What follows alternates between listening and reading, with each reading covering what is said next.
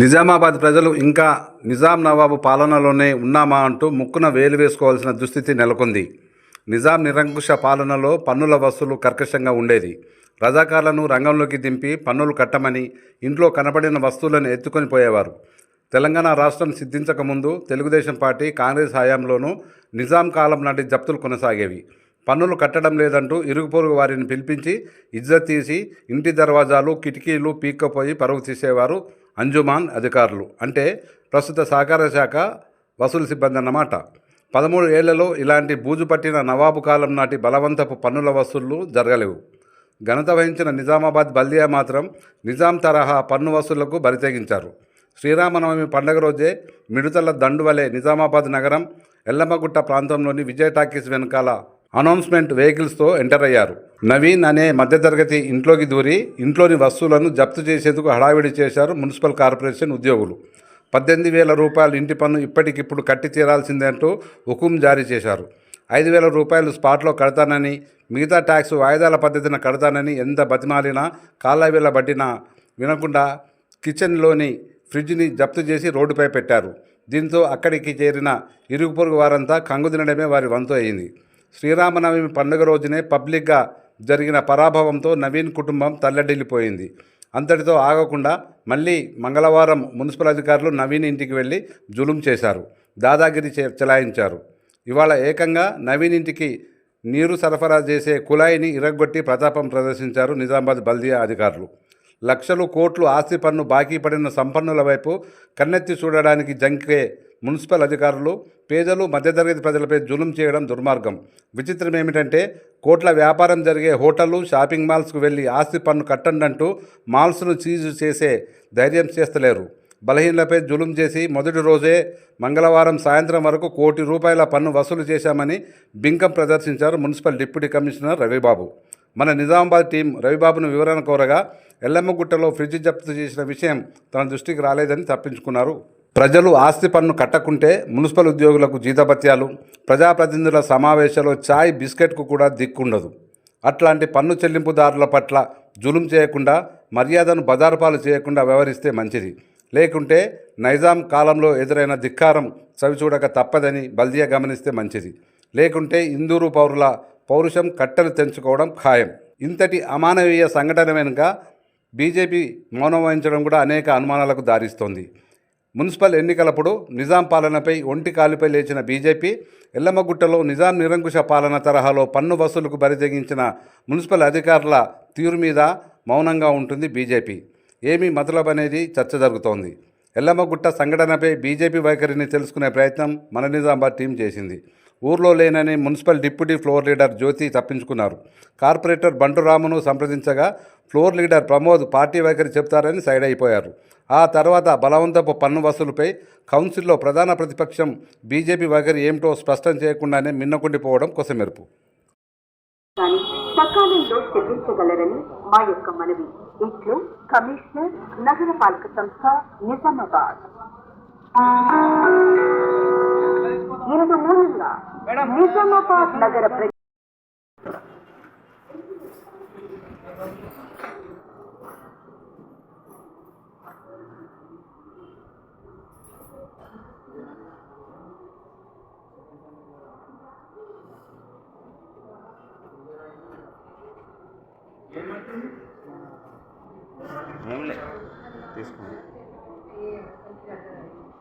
Labour తో తీయాలి.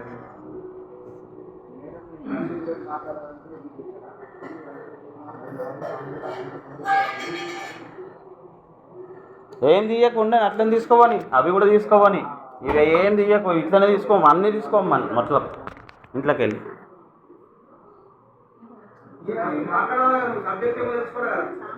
ఏం తీసుకోకూడదు, ఏమద్దు, మొత్తం తీసుకెళ్ళండి. ఏం కావాలో మొత్తం తీసుకెళ్ళండి.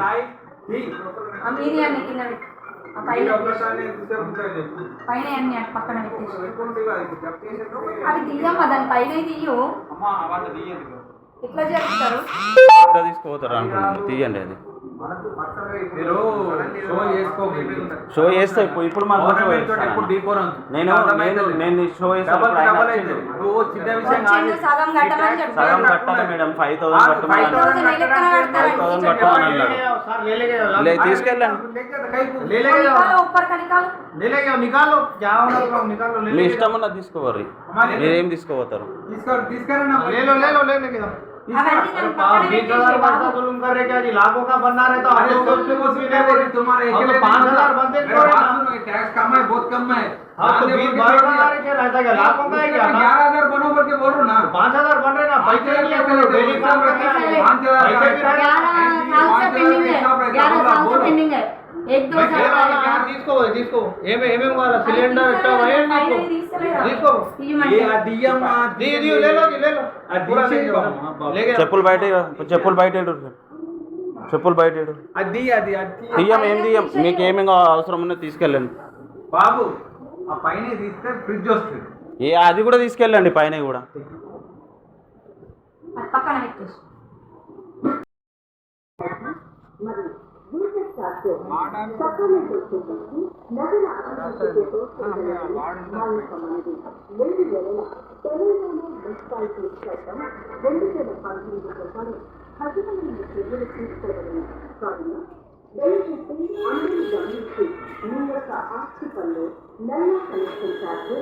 మరియు ఇతర సంబంధించిన టెంట్ లైసెన్స్ కానీ యూజర్ చార్జెస్ కానీ సకాలంలో చెల్లించగలరని మా యొక్క మనవి.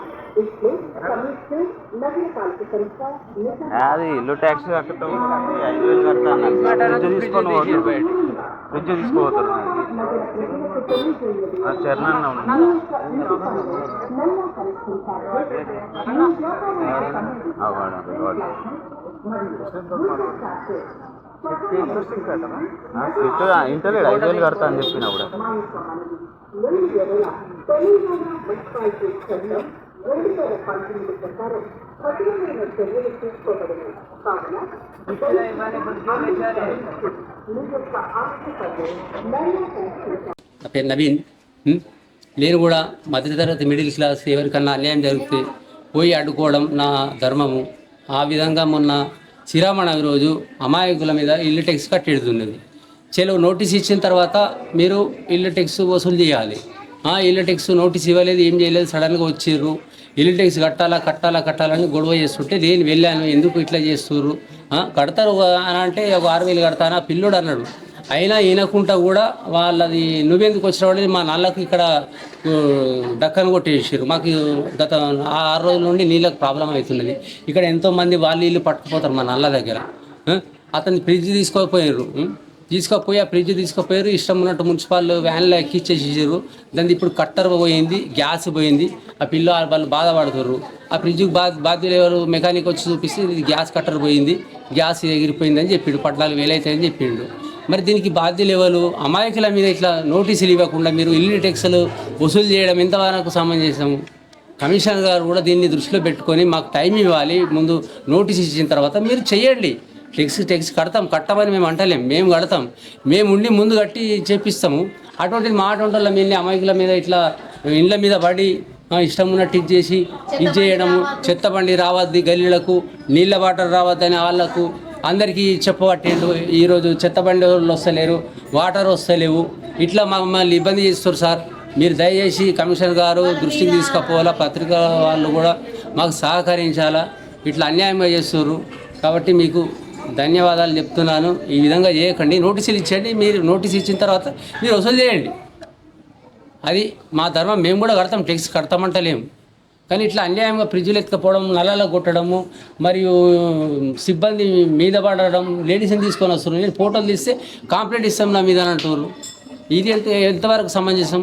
నేను కూడా ఒక భారతీయ పౌరుడి, నాకు కూడా ఓటు హక్కు ఉన్నది, అడిగే హక్కు ఉన్నది నాకు కూడా. కాబట్టి నేను అడిగిన అంతే, నాదేం తప్పు ఉన్నది ఇలా. అయినా మేము 2,000 మాది 2,000 రూపాయలు ట్యాక్స్ గురించి మా ఇంటి మీద పడితే 2,000 రూపాయలు కట్టేసేసాం.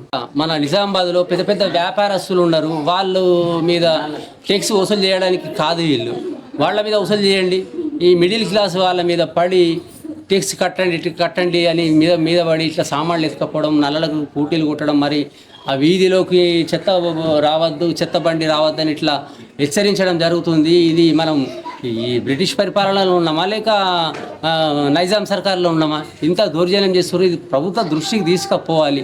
దమ్ముంటే మీరు బడ వ్యాపారులకు తీసుకుపోయి వాళ్ళ దగ్గర వసూలు చేయండి. మొన్న ఎలక్షన్లలో 8 కోట్ల రూపాయలు వసూలు చేసారు. 8,60,00,000 వసూలు చేసారు. అటువంటి వాళ్ళని అడగారు, మా మీద పడి మా ఇళ్ళ మీద పడి ఇట్లా వసూలు చేస్తున్నారు. ఇది మాకు చాలా బాధ అనిపిస్తుంది.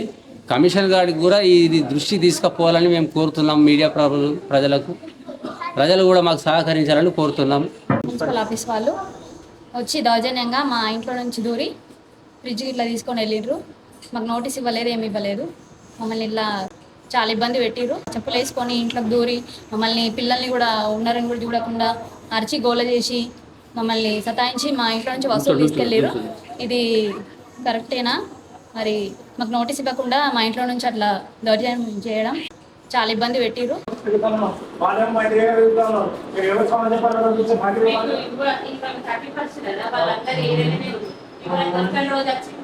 లేదు మేడం, నేను ఇప్పుడు 4 రోజులు వస్తున్నా. వాళ్ళు మేడంతో మాట్లాడుతున్నారు మేడం. మా దగ్గర మేము ఇస్తున్నాం. మేము